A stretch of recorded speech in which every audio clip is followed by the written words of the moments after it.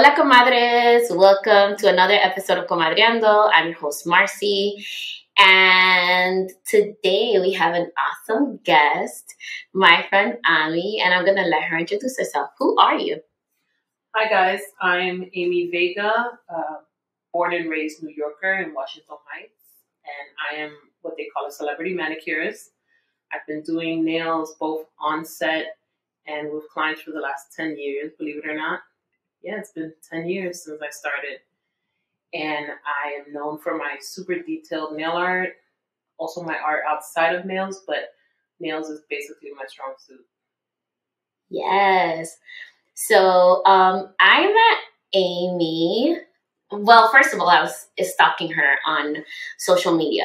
And then we found out that we have a friend in common. Mm-hmm. And through that friend, we started going to events together. And then we found out we're both artsy-fartsy people. And she's literally my go-to to every art event that I attend because we just really enjoy it together. And also we're like into Frida Kahlo and just art in general. Yeah, what is the other one? Jean-Michel Basquiat and all these other artists. So yeah, she's my go-to. And she's also a Bad Bunny lover, which I am as well. Yeah. So today's topic is dating stories. It's one we've covered on the show before. But I feel like since Ami is my day one, we always get into these little regaling each other with our different dating stories and like horror stories and stuff like that. I feel like I wanted to do an episode on that. I always love talking to Ami because she always gives me like neutral advice and will check me when I am bugging the freak out. Yes, I will. It's the Libra in me. I have to see both sides of the situation and be as like, I guess, clear-headed and neutral and not favor you, because I feel like as a friend you should be that way. I agree. Like, I don't want to be friends with a chick who's not going to tell me that I look stupid in an outfit, or maybe my hair just isn't sitting right. Like, I want you to tell me. I want you to look out for me. So I'm going to do that for you, obviously. Yeah, so we can talk to each other when we're having our moments and like coach each other through. Okay, so before we get into the episode, what is your current relationship status? I am surprisingly involved. For the last 2 years, it's a weird situation because we always joke about how while the world is like burning and falling apart, here's our love story of how we got together during a whole Panini. But yeah, I've been with my boyfriend we just celebrated meeting 2 years ago in February. But I guess, I feel like a teenager saying this, we became official in September of 2020. So September after the Panini. Wow, wait, you guys got together right before we shut down the world. Yeah, we literally were going on dates. And then he got COVID in like March. And I didn't see him for like a whole month because he got it really bad. I remember that. Mm-hmm. Right? I was doing the monologues at the beginning of March, right? I think that's the last event that I went to before everything went to crap. Mm-hmm. Yes. Oh, man. So wait, how did you guys meet? Dating app. Dating app? Yeah. So you swiped right? Yeah. He'll tell the story differently. I'm sure if he's hearing this right now, he's laughing because he's like, you looked, how is it that he says? You hit me up. And he has the messages saved. And I'm like, burn them. He's like, I have all the receipts. Yeah. Shots, bro. But yeah, we met on a dating app, which is the norm. And we were going on such cute dates and it was so fun. And then se jodió todo. Like, the pandemic happened, and he had COVID, so I didn't see him for like a month. But we were still communicating. Mm-hmm. And then he did the cutest thing, which I think began the kind of, I'm not going to say my interest. I was interested in him, but it kind of like solidified, like, oh, this dude is serious. So he's like, oh, my boy, he's selling Girl Scout cookies. So I'm like, hello. Yes, I want some tagalongs and some Samoas and some this. And he goes, and I tell him my order. He's like, all right, I'm going to let him know. And then the next week, he's like, oh, my boy's going to bring it to you around 5. I'm like, okay, I'll come down and I'll get it. So I put my mask on. He's like, yeah, he's downstairs. And it's him. And I'm like, oh. But it was so weird because at the same time, it's like he's very nervous and cautious about the people that he cares for. So he's like scared to get me sick, even though he had already like been good. But it was the beginning; nobody knew anything. Yeah. So we're like sitting in his car with masks, and we're just like, hey, it's like awkward and cute. But the fact that he like surprised me, and wanted to see me, I'm like, oh, pero mira este, like how cute. And I don't know, it just kind of, you know, they say actions are better than words, and he showed me that, so I was like, okay. Yeah, I totally believe that. I feel like stuff like that, it's like, he didn't have to do that, but he did it. And it's kind of like, it shows you so much interest on his part. I remember listening to the story when we were, because guys, when we get together, when Ami was still doing nails, when we get together to do when she does my nails, we're always like catching up and doing comadre time via nail art. So, yeah, like I remember hearing that story and I was like, oh my God, it's so freaking cute. Like, oh man. But, yeah. So wait, what was it like before you matched with Bay? Like my dating life? Like dating life before Bay. Oh, it was, girl. It was dating in New York, sis. They weren't lying. They didn't have a second family or a third family. Oh my God. So all right. So my last serious relationship was with my child's father. We were together for 4 years. He's very much a narcissist and still is to this day because co-parenting has not been easy. And in those 10 plus years of because I left him when I was 8 months pregnant, I dated around and I like dated guys, but never anything serious. And wait, but the baby, just to give context, she's 13, yeah? She's gonna be 13 this year. Okay. I dated around, but I also had periods where I was just alone. Like, yo no quería joder. It's just here I am, single mother. I also, 2 years into motherhood, left my 9 to 5 to pursue this nail thing, which is scary in the beginning because freelancing is scary, you know? It still is, but I didn't really know much of it.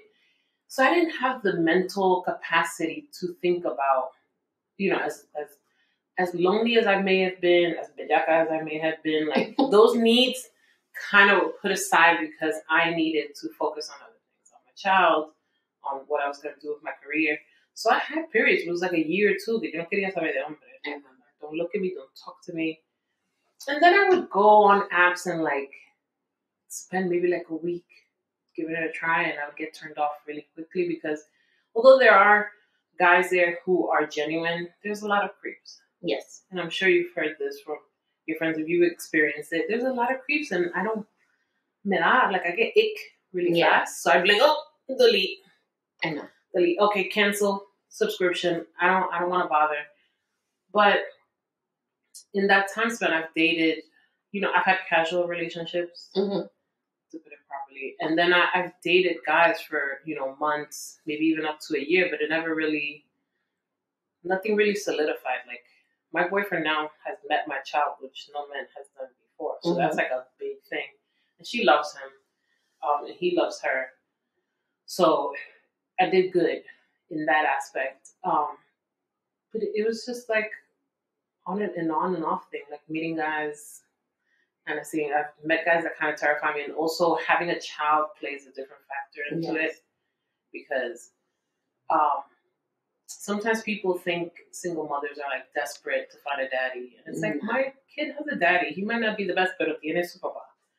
And that wasn't how I was looking at it. I was looking for a partner. Like, my boyfriend didn't meet KJ for I think like a year. Like, I don't mess around with my kid and like just bringing people over to meet her. So it took a while, and I wouldn't say she was not receptive to me. She's cautious. She's a Capricorn. They're very calculated and very kind of like, who the hell are you? You know? Like, what do you want? Yeah. But now she loves him. But dating before him was kind of a shit show. The last guy I dated, everything seemed to be going good. And I think almost like a year in, then suddenly he ghosted me. Completely ghosted me. And that's when I kind of like took a break for like a year. And then when I got back on, that's when I met. This is the thing. I want to touch on two things, right? Like, I respect the fact that you don't bring strange men around your child all the time. Like, I know I was on El Salon the other day, and we had an episode, Plátano and Collard Greens, and the guys were talking about, you shouldn't wait so long for a man to meet your child. But I'm also like, my child is my treasure. Like, I'm not going to have every dude that I'm dating, especially if I don't even know if it's going to be serious, coming around my kid. One, Aiden's a very, he's very innocent in the sense that he doesn't know si la gente tiene malicia. I mean, he knows that if you have bad energy, he's not going to mess with you, which you know how he is. Yeah. But in the long run, like, I'm just like, I'm not looking for a father for my kid. He has a dad. I don't need you to be in any parental role at all. Like, eventually, if we're together, if you want to do some things, you can. But whether I'm requiring it of the person that I'm dating, that's not what we're looking for, right? I definitely agree with you that you're looking for partnership. And then that whole ghosting thing, like, people are so freaking weird. Like, dude, like, why do that? I feel like that's one of the things I'm still working on, you know? That's one of the triggers, like abandonment issues.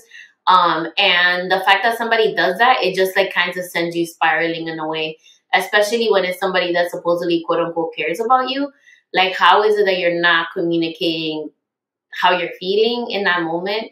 Like, let's say you feel like you're going to hurt that person's feelings, but I feel like it's more important to just be clear and tell that person how you feel instead of them thinking it's something wrong with them. I think, honestly, the way I look at it, I feel like technology has a big play into that, where it gives us accessibility and it gives us an anonymous platform to kind of negate responsibility. Because now it's like I say with kids and bullying. Bullying is done mostly online for kids now. Yeah. It was like, I'm going to meet you at 3 o'clock after school. I'm going to beat your ass. No, now it's like, oh my God, I'm going to put this tweet. I'm going to make this like Snapchat about fulana. That's why it's more dangerous. And so I feel like even with adults, it's not, oh, I'm going to give you a phone call or I'm going to meet you in person and tell you, hey, this is not working out. It's so easy to just block that person on every platform and forget about it. You're void of any responsibility because you don't physically have that person in front of you. So it's so easy to people be like, block, don't respond, because they don't have access to you physically. It takes more courage to say something to somebody's face than it does to do it over the phone. Or not say it, you know? So I think that adds to it, but I don't know, it's a strange time for relationships, for dating, especially in a city like New York, especially, you know, now through a pandemic. It's a weird time. People, emotionally, I feel like we're kind of all over the place. Yes. And we don't know how to, what's the word I want to say? We don't know how to express that, how to function with those feelings, those emotions, and how to get them out. Like I always say, everybody needs therapy nowadays, including myself. No, but wait, what was that meme that we saw the other day? Accountability? That's a big word for Elmo. Nobody wants to take accountability. Not for anything. Oh my God. But again, it's technology. I feel like people hide behind their phones. They hide behind their computers in a lot of aspects. Not just like dating, but also you think about online representation, social media, and influencers. So now you curate who you are. So you can create this wall of I'm fulana here, and then in real life you're this. So I don't know, it just creates this gap of accountability and responsibility when it comes to interacting with other humans.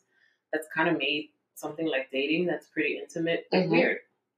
Like even for our first date, which we joke about because he showed up dressed so nice and I look like a drug dealer. But our first date was in a coffee shop because I feel like when you meet online, especially, eso que di que hay fancy dinners and stuff, that's a very intimate thing. You're sitting with a person for hours. You're having this meal. You know, you're all dressed up. It's like, I want to get to know you. And grabbing a coffee and going is much easier than saying, oh, can we get the check, please? And can you pack this to go? So my favorite thing is like, let's meet in a coffee shop and let's just chit-chat and talk. And see that like personal physical connection in person, because online, again, you could be totally like have this personality that's not you because you're not being held accountable for your words. You can put whatever you want, but it's gonna show in who you are. Like, I'm a pretty awkward person. Yeah. I'm introverted. You know, media rarita. So it's like you're not gonna get that through me typing or even me on the phone. Yeah.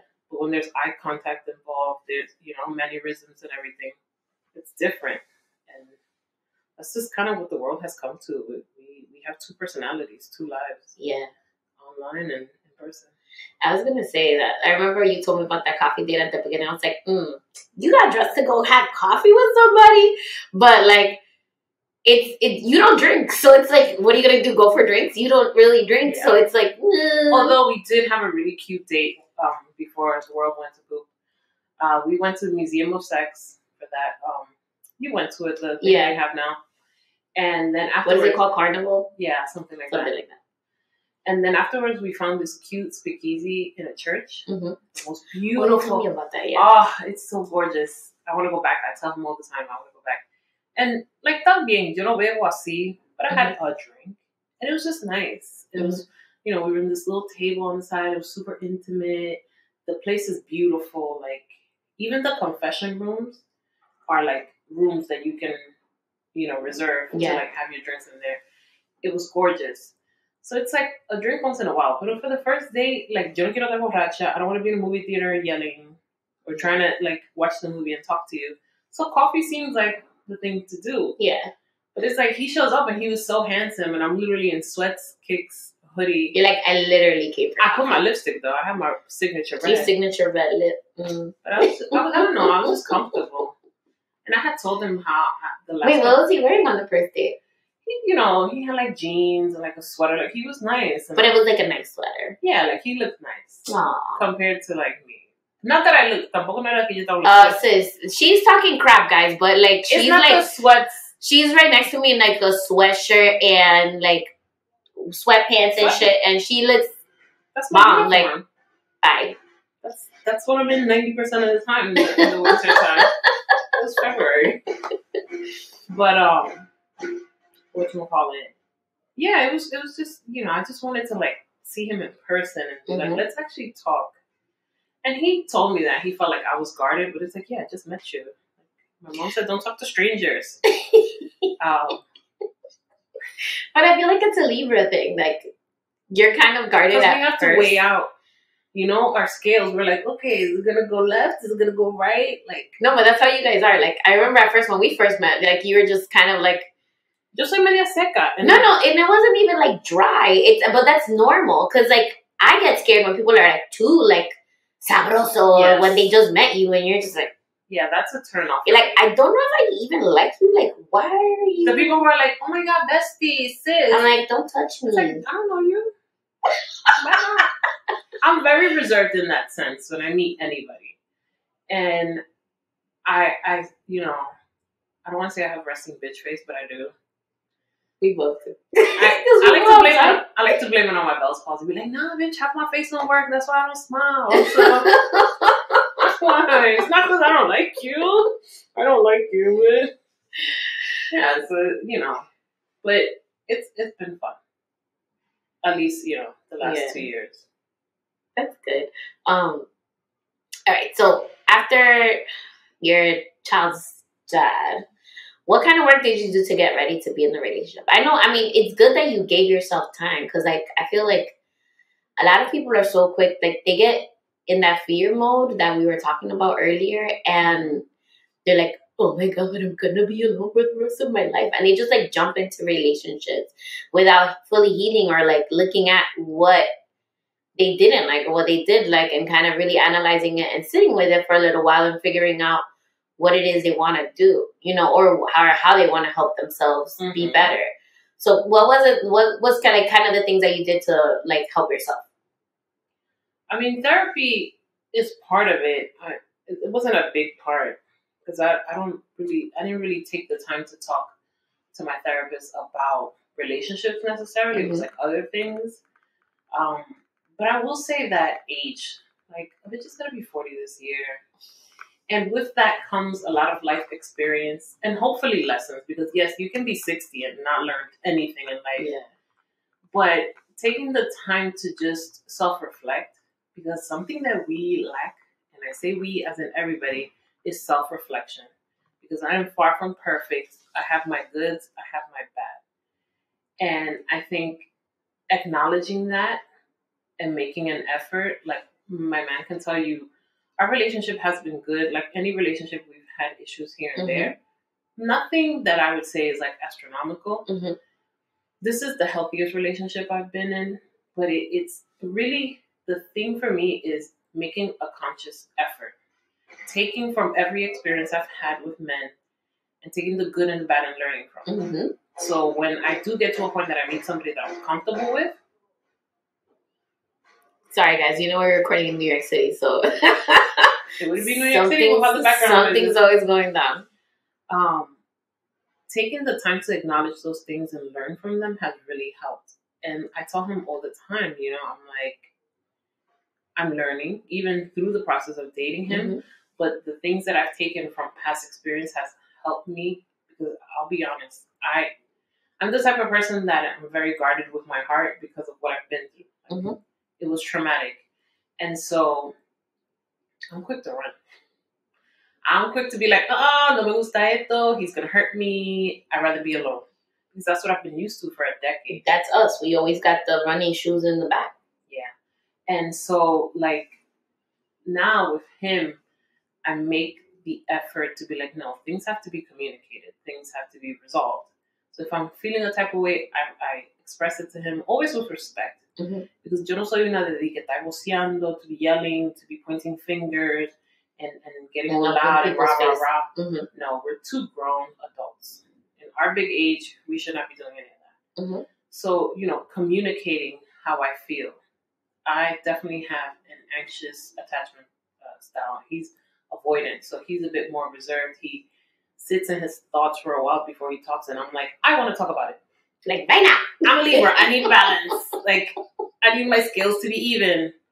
But communication. And so all these years before having met him, just learning from all my experiences and also my self-awareness. I think that's the biggest thing.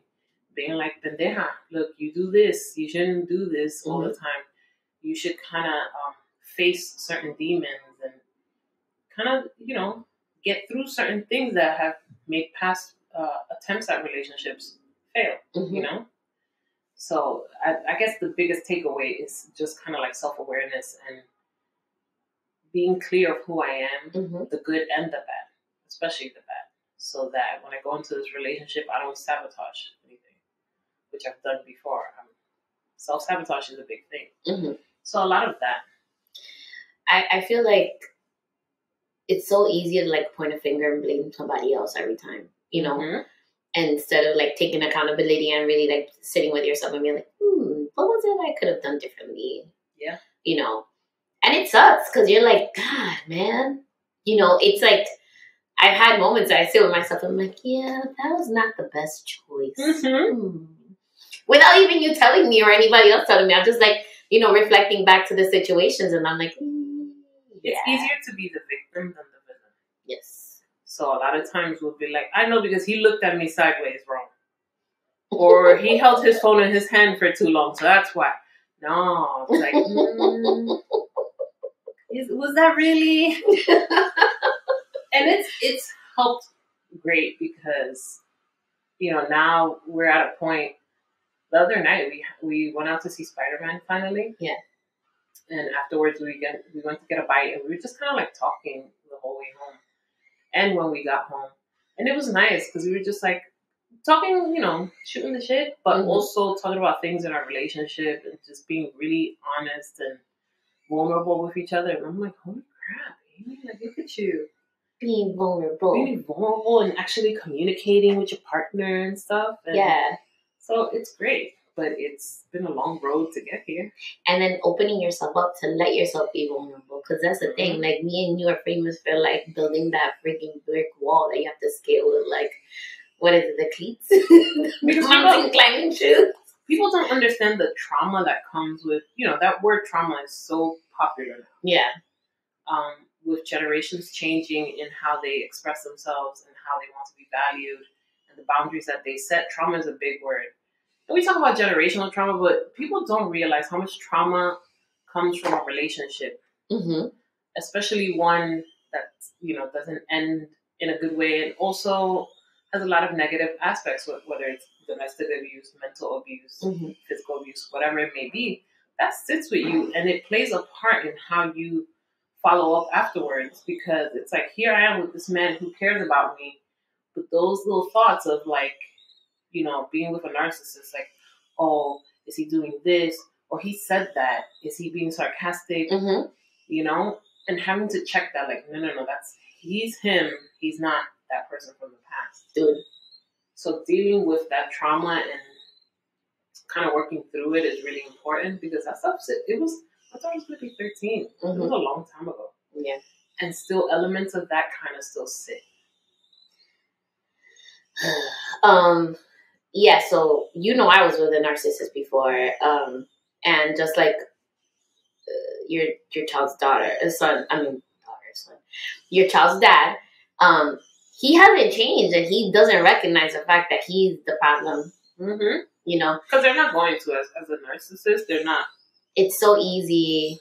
I was dealing with a narcissist the other day, which I talked to you about, not in a relationship, but in another aspect. But it's so easy for them when they feel like they're being outed to like create a smear campaign, right? Against whoever is like, because narcissists present this beautiful like facade, and it's a mask and hiding the ugly from inside. So once they feel like that mask is being taken away, they resort to attacking, right? Yeah, they panic, and it's like, if I'm gonna go down, you're gonna go down with me. Which is nuts. I'm just like, but unlearning that kind of behavior, like the one we had to adapt to be able to defend ourselves against that, it has been a lot of work. And the fact that,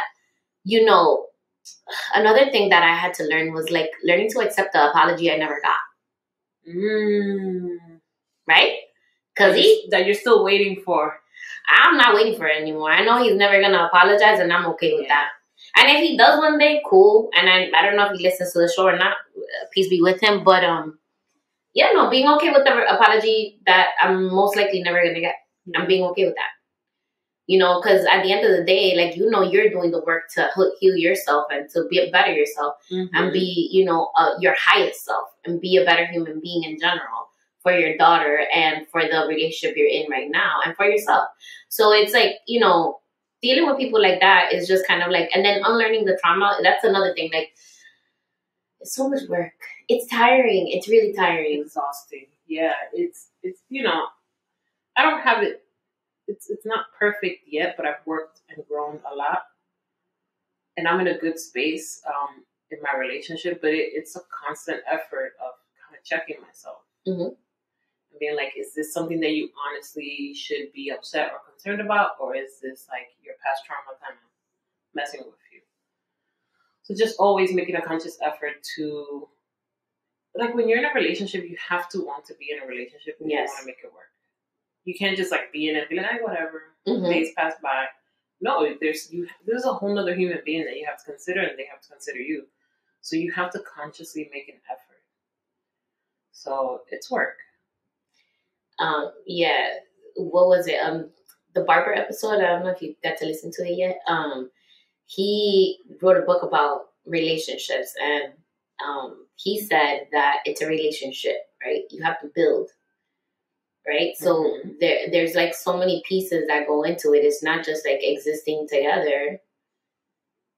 It's like you have to put a conscious effort into the things that you do and how you respond and who that person is and meeting them where they're at. Because the thing is, like, you can't fall in love with, like, the people that do, but you can't really fall in love with potential or who you think this person's going to be. You have to meet them where they're at. And I tell this to people all the time, especially young girls. I'm just like, you can't go into it thinking that this is going to be your project and that you're going to fix this person to be who you want them to be. Somebody has said a long time ago, people show you who they are for free. They literally do. So it's like that idea of like, oh no, but maybe if he, And maybe if I help him this and that, no, they're gonna show you, like I saw that early on with my man, like just the things he has done for me. Mm-hmm. I'm like, first of all, nobody's ever done this for me. Just the consideration Mm-hmm. and the thought that he puts into even the smallest things. Yeah. That matter to me. The level of respect. Like one thing, I'm gonna be very open right now and say that I had things happen. I had something happen to me in my childhood that has affected my trust with like bringing a man into my household, especially having a daughter. So I've been very cautious about that. I remember one time I was on a dating app and this dude was like, because I'm open about it. It's like, look, I have a kid. I'm not gonna lie about it. He's like, oh yeah, maybe we can go to the park and you can bring your kid. And I was like, I haven't even met you. Slow. Automatically red flag. I said this on. Why do you want to meet my kid? I said this before. I don't know if it's buttering me up, like, the single mom. I gotta show it. No. Tú me estás conociendo a mí. You're getting to know me. You don't need to know my kid. So, like, one time we had gone, actually, with Nina, we went to this, like, pumpkin thing. I think it happened either early 2021 or late 2020. And we took a photo, and my daughter's standing next to him, and we're all kind of like, coming into the photo, and he put his arms behind, like, his back, like, touch her. Like, he was so respectful of her space, her autonomy, not trying to be over friendly and huggy and stuff. And I was just like, wow. Like, this is what it's like. This is amazing. Yeah. So, seeing I pay attention.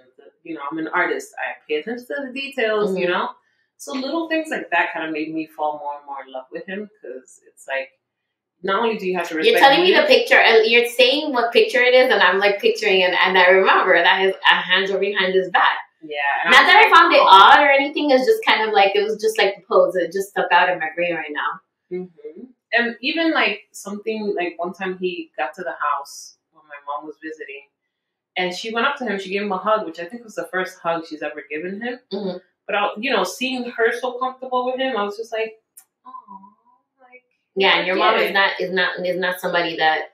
No, not my mom. My mom loves him. It was KJ. Oh, KJ hugged him. I don't think they had ever hugged. Oh, because he's just so like respectful. And he understands what that means to me. Because I talk about my kid all the time. I turn into Mama Bear if I need to. Like, I'm crazy. I will rip somebody's throat out. Yeah, so like little things like that, just paying attention to the effort that is put into things that people overlook, Because I remember one time on a dating app, this guy was like, oh, are you going to have time for me? Because, I know you're a single mother, but like, are you going to have to be like, oh, I got to cancel that because I got to go get my kid. And I'm like, excuse me? Pump your brakes, sir. I birthed this human. I made this human in my belly for 9 months. And I'm supposed to be like, fuck you, kid. I'm going to go on a date with Fulano. Fuck them kids. I was like, what? Yo. And it's like, with my man, it's been the opposite. He's actually praised me for the balance that I've created, because I'm going to be honest, like, yes, I am a mother first and foremost, but, and I even tell my mother this, you still have to pour into yourself, because women, especially, as mothers, we lose our identity the second we pop a kid out. No, it's just your child. No, I'm still living, bro. I still got a couple of years. And you have needs, man. Yeah, so it's like, I want the date nights. But then I also want, like, Friday we're going to go see that movie with the little girl that turns into a panda, red panda. It's a movie. She told me she wants to see it. I'm like, okay, bet, let's go. Is it like a Disney movie? It's like a Disney Pixar movie, yeah. Okay. So it's like having those moments with her, but also I'm allowed to pour into myself and go out with my man, and, I went on vacation with him last summer. We went to Puerto Rico for 5 days. It was fun, like for his birthday. Having that balance of like, yes, I'm still going to be a present mother, but I'm also going to be a present girlfriend, partner, and do things, with my man. It's not just about, that's it, I'm a mother. Yeah. I can't do anything else. Which I think culturally for us as Latinas, as Dominican, there's this idea that, yeah, you're the mother. You're here for your kids. I will die for my kids, And it's like, no. I still got a couple of decades left on this earth. Yo te aburría, nomás atendiendo a mi muchacho. No, there has to be a balance of, pouring into yourself. And I literally told my mom, because my mom's like, mis hijos son todo, que el otro. I'm like, yeah, my kid is everything, but also I love me. Yes. And I'm allowed to do that. That doesn't take away from the love that I have for my child. Of course. So even with single motherhood, it's like, if they're not looking at you like, cuando tú te vas a casar de nuevo, it'll be like, oh, tú estás saliendo con... Exactly. Anda el diablo. So how am I supposed to find a man? Okay, peino te hace rolo. I can't. Amazon and order one? Like... Mail order man. You know, like... I want a 6 foot tall, chocolatey skin. It's weird. It's a weird position to be in, and I'm sure any mother listening to this can understand. And even fathers, but I feel like more for women, we're the ones that take the toll. We take the burden.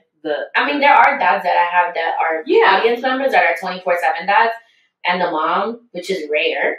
Mm-hmm. The mom is like the weekend mom, but for the most part, I'm not discounting their experiences. Yeah. But for the most part, it's co-parenting, but the child is living almost 100%. But not even co-parenting. 80%, 75% of the time. In marriages, in relationships, the mother tends to, in the norm, I want to say, the majority is the mother who kind of loses her sense of self. And identity. And it's like, all of a sudden now you're just a mom. Mm-hmm. You're just this caretaker. And it's like, no, but like, I want to go out and do this. I had gone to a holiday party for the agency that represents me, right? Mm-hmm. And somebody there had just had a baby. And she turned up. Homegirl was drinking. And at the end of the night, she's like, I'm not a good mom. I'm drunk. And I'm like, God, listen, you are allowed. Your child is at home with your husband. He is safe. He's with daddy. He's good. Also, he's 10 months. ¿Qué sabe? You know? I'm like, you're allowed to do this. You're allowed to go out and have a good time. And it's that feeling, that mom guilt that we're made to feel, because as mothers, we're not supposed to have any other identity other than mother. Mm-hmm. And it's like, no, I'm an artist. Like, since we were talking about earlier about how we like shows, there's a big Basquiat show happening in April. We got tickets already for me and my man to go see it. Mm-hmm. Just believe I'm going to get the sitter. We're going to be out. We're going to have a cute lunch. Like, you know, this idea that we've been sold, okay? Once you have a kid... La madre abnegada, Santa Amy de Washington Heights. No. I'm going to go and do what I want to do. I'm going to have... But we talked about this. I talked with Griselda from Brujas of Brooklyn. We talked about, the episode is Sensual Motherhood, but we talked about that, like, there's no way that you can... She oh my gosh, she gave this analogy of when the air mask comes down in the airplane, you have to put your air mask on first. Mm-hmm. There's no way that you're gonna save your baby if you're not functioning because you're not getting oxygen. So it's the same thing with motherhood. Like, we need to pour into ourselves first before we are able to be good mothers. I cannot be a good mom if I feel depleted, if I feel tired, if I'm at my lowest. I cannot. Yeah. It doesn't function that way. One time I was having a conversation with just a random stranger, this older black man, and we got into talking about kids, and he's like, yeah, I have a 9-year-old and a 17-year-old. And I was like, oh, how is it raising the 17-year-old? He goes, I don't know, I've never raised one before. And I was like, holy crap. And it just made me reflect on the idea that we are adults, yes, and we are parents, but there's growth in parenting. Mm-hmm. And every year that your child gets older, there's new challenges. Yep. And you're kind of learning as you go. You don't have everything figured out because you're also growing. I'm going to be 40. Like, that's a whole new chapter that I've never been a part of. Mm-hmm. So it's like, I'm about to have a 13-year-old. I've never had it. I definitely have a teenager now. She's acting like it. But I've never had a 13-year-old. And just kind of giving yourself the space and the grace to just kind of not have it all figured out. And that's okay. But it's like society pushes this thing of like, yeah, you're a mother. You got to have the breakfast done. You got to have this. And if you don't do it, you're a terrible mom. And it's like, no, fuck that. I mean, I've worked a lot on the guilt part. Like I already told you that Aiden has like that food aversions and stuff like that. So, I make him his lunches and he has little thermos that he goes to school like a little construction worker with a whole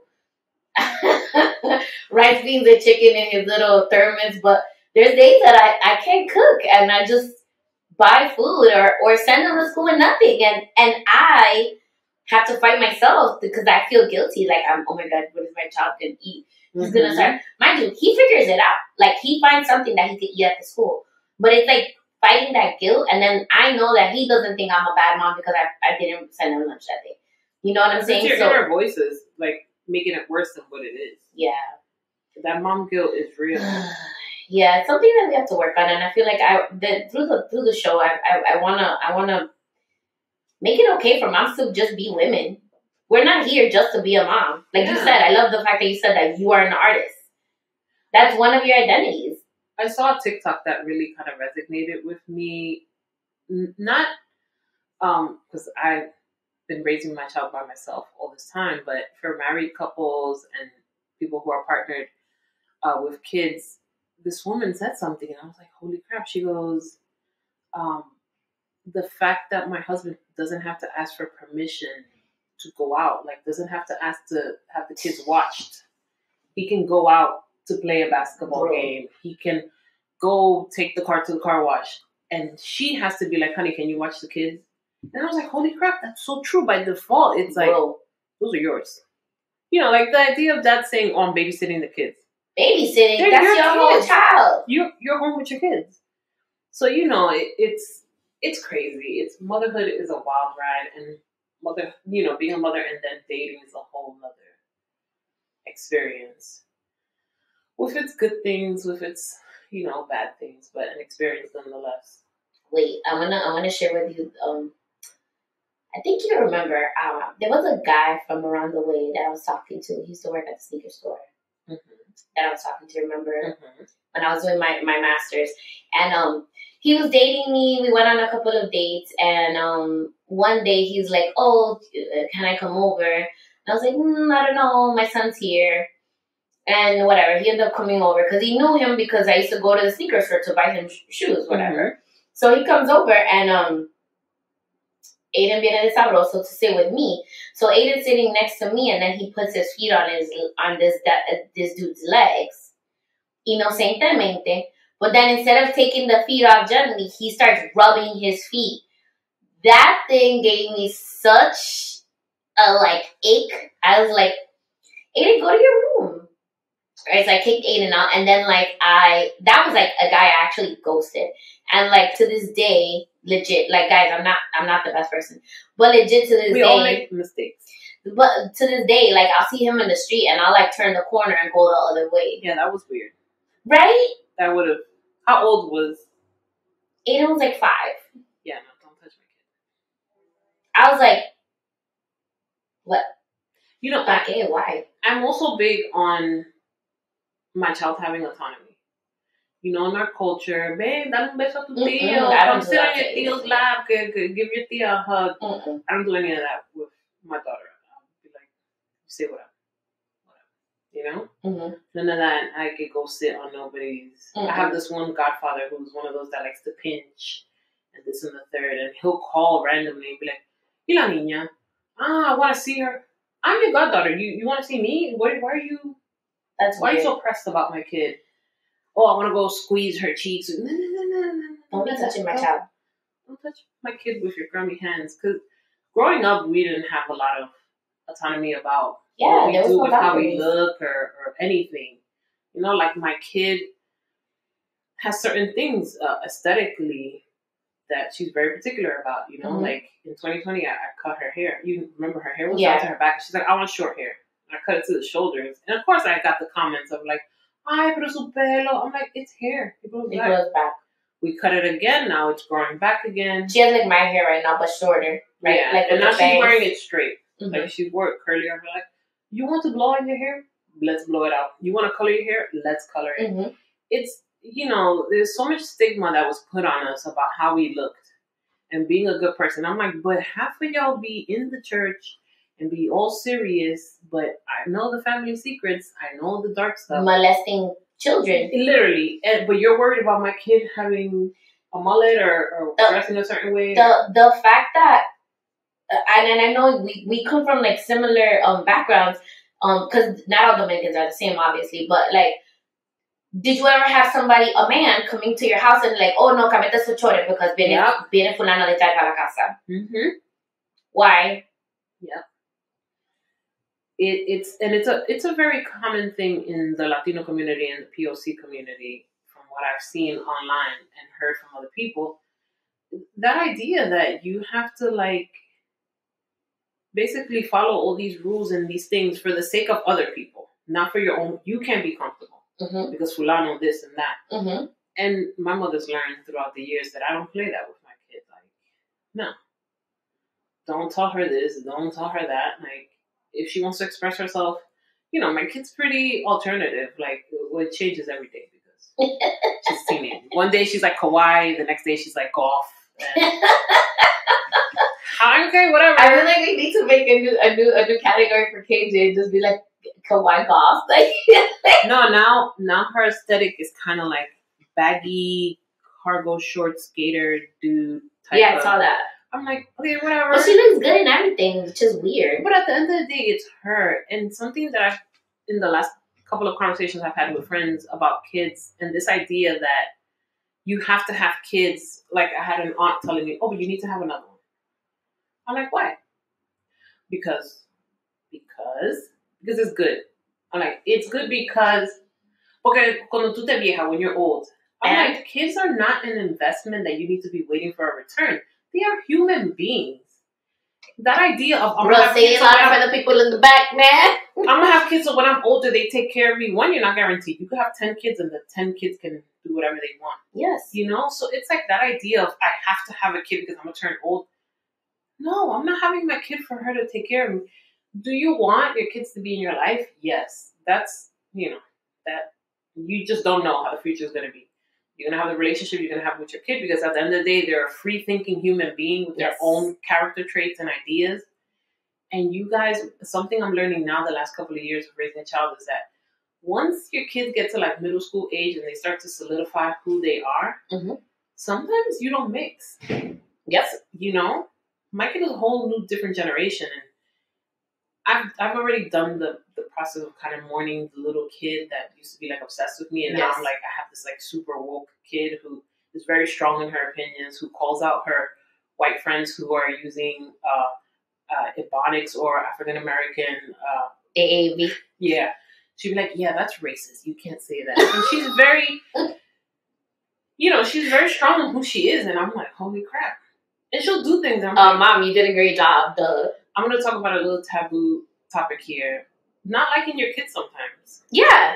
Which we're not allowed because we're supposed to love their lives. No. But sometimes I'm like, get on my nerves, get away. But I also have to sit with the fact that here is this person, this human being who is free to think as she pleases because she is who she is. Yeah. And I have to realize that. Do we have to get along? Yes. Am I going to agree with everything my kid's going to do in their life? No. But that's okay. As long as she's not like a criminal, murdering anybody, listen, you're safe and you're a good person. That's all that matters. Am I going to, do I like her taste of music? No. She put a song and it was in Russian. This was like a couple of months ago. It was like an alt-rock. She's getting ready. And I'm like, what? And she's like, yeah, I really like them. They're political. And I'm like, but it's Russian. She's like, on YouTube, they have the subtitles. I'm like, what is going on? Okay, listening to Bad Bunny and my kids over here listening to some Russian couple rock out. But that's okay, you know? That's who she is. Yeah. She is a creative. She's quirky. She's weird. She's very strong. She's very much Capricorn. We were talking about that. She's like, when I get money, I'm going to save some and I'm going to invest the rest. I was like, you're such a Capricorn. Oh my God. She was like, Mom. So I told her about a big job that I have. Yeah. Right? And if it pulls through, it's like a lot of cash. She's like, are you going to invest some of that money, Mom? What are we doing? Do you want me to make a list of how you should spend the money to save? Are we going to invest in NFTs?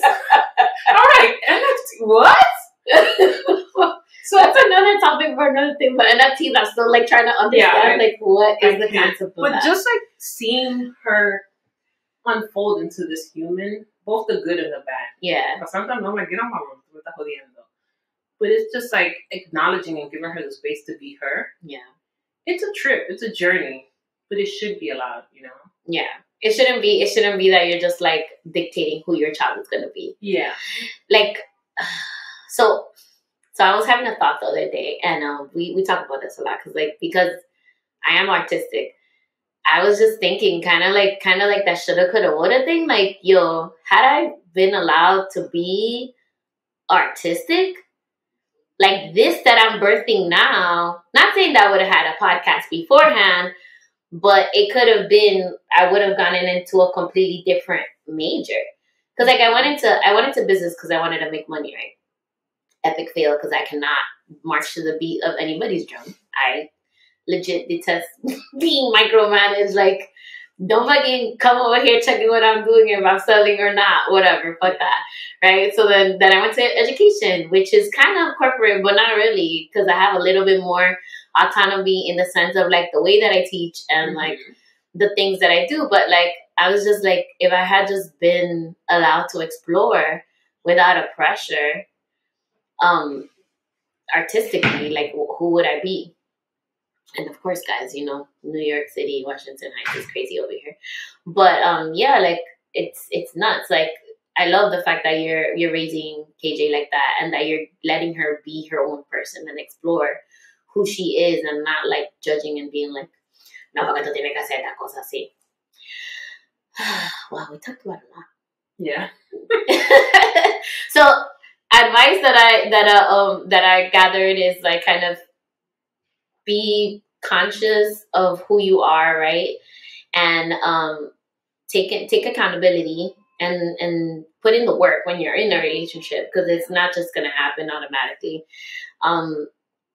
You told us one of your hard dating stories. Guys, I'm looking through my questions. Okay. Tell us about your art. Like, what is the goal of your art?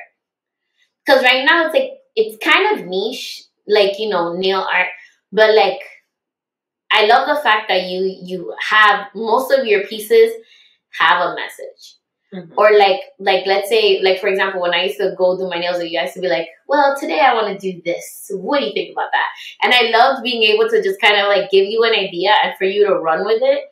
So like, talk a little bit about that, because I legit, like, I know you're not doing nails anymore, hashtag things that make me sad, but she's doing press-ons. So what is the goal? So the last 2 years have been weird, both good and bad, I think, for everybody. But for myself, you know, when everything shut down, my clients were like, hold up, what do you mean I can't do my nails?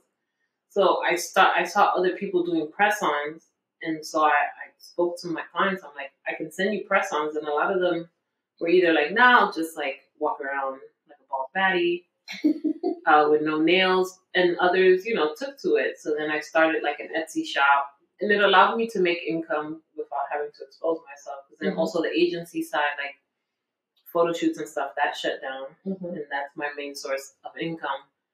So it forced me to kind of shift everything, and it was successful. Like, I did really good. And then things reopened, and, you know, we went through that thing of like cases went up, went down. And doing nails, especially the level of work that I do, you're sitting there for a couple hours. Yeah. You know? Especially if it's super intricate, we're going to be there 2-3 hours. And I just didn't feel comfortable exposing myself like that. And I really enjoyed just working. Like, I sit in my little office space. I do my orders. Like, literally when I leave here, I'm running home to work. I have a gazillion orders to do. And I enjoy it, but it's also forced me to rethink my career and where I want to go. Just a couple of months ago, after the Omarion, like I love to call it, surge, I closed off my books for good. Like, I guess I'm retiring, you could say, in that aspect. I am building another aspect, still working in nails, but more in education. And that'll be something that I'll talk about in a couple of months. But I'm working on that. But as far as my art, the way I look at it now, I think I've done things for the sake of money and the sake of just being out there. And now I want to pour into me as the artist. Yesterday, I did a shoot with 2 of my agency mates, a makeup artist and a wonderful Cuban photographer. and we did this dope art-inspired nail shoot. It was like crazy. Like, oh, it just looks so good. Like, I'm so excited for these things to come out. But given that space to kind of be creative and it really being about the nails, further sparked this idea of I want to pour into myself as an artist. Like I was telling Vanessa, the photographer, yesterday, I published the book in 2015. Yeah. When I initially approached Penguin Random House, the publishing company, about it, I wanted to do like a coffee table book with sick, crazy nails. But they're a company, they want to make money. They're like, no, how-to books are the thing.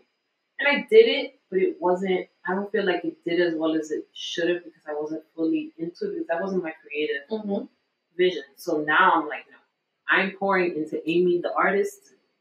I'm doing what I want. I'm working on the projects I want to, you know? Like I got approached for a magazine shoot in a couple of weeks and it's this cool like prom Y2K concept. And I was like, oh, I have a chance to do like that's right up my alley. Yeah, I lived through Y2K. Yeah, like that could be some like really sick nails. But then, you know, I'm telling my agent who I love that she definitely fights for me. I was like, I'm not gonna do it if I can't get an assistant because I want to do crazy nails and it's like, I don't know, 20 talent, like a crazy number. And just really like standing strong in who I am creatively. And for 10 years, I've dedicated myself to providing, you know, my clients' ideas, what they want. And now I'm like, no, I want to do what I want. I'm on my Bad Bunny job. Look at me, la la la. Yes. So, you know, my future is looking more into really pouring into myself as an artist and doing the projects that I want. And when I do projects with companies like this one that I'm hoping I get, I'll be able to share with you once it's like, you know. Solidified.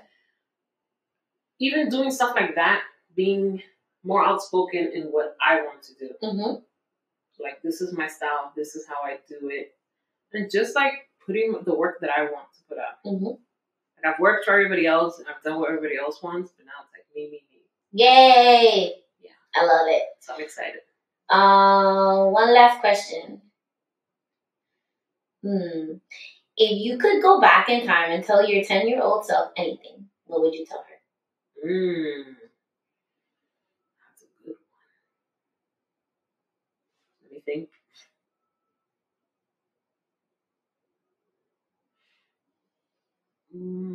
Okay.